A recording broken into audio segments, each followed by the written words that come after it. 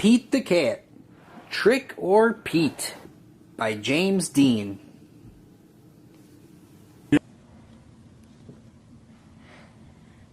It's Halloween.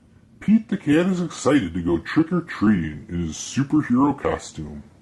I hope nothing too spooky happens, says Pete.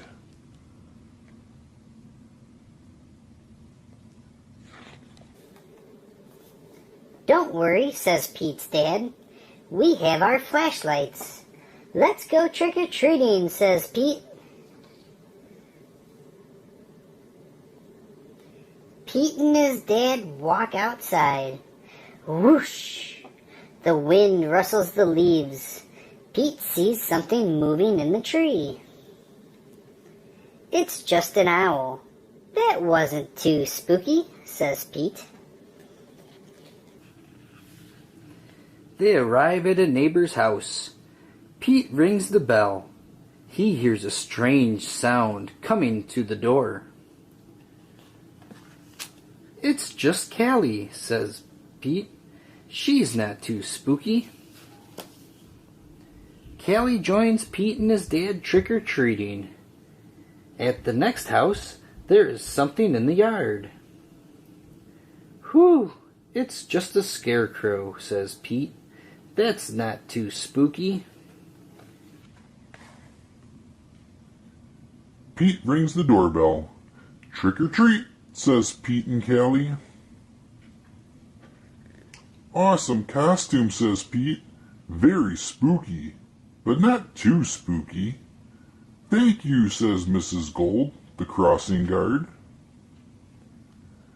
At the next house, there is something glowing on the steps. Cool, says Pete. Jack-o'-lanterns.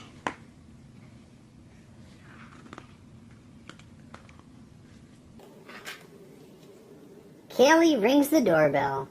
Trick or treat, says Pete and Callie. It's Pete's teacher. One piece of candy each, she says. Suddenly they hear something behind them.